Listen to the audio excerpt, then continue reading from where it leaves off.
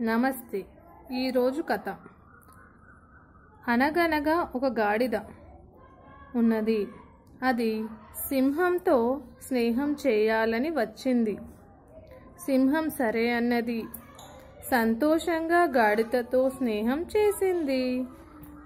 ఒకదానికొకటి సహాయం చేసుకుంటూ ఆహారాన్ని సేకరించుకుందామని ఒప్పుకుంది. జంతువులను గాడిద తీసుకువస్తే సింహం వాటిని చంపుతుంది.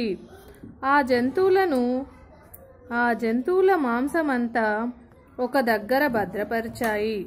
సింహం మొత్తం మాంసమంతా 3 భాగాలుగా చేసి గాడిదతో ఇలా అన్నది, నేను అడవికి రాజును కావటం చేత మొదటి భాగం నాకివ్వాలి. నీ వెంట ఉండి వేటాడినందుకు రెండవ భాగం కూడా నాకే ఇవ్వాలి. మరి మూడవ భాగం, మంచి చెడులు ఆలోచించి ఎదురు మాట్లాడకుండా మూడో భాగం నాకే ఇవ్వాలి. నీవు ఇందుకు ఒప్పుకోకపోతే బతకవు.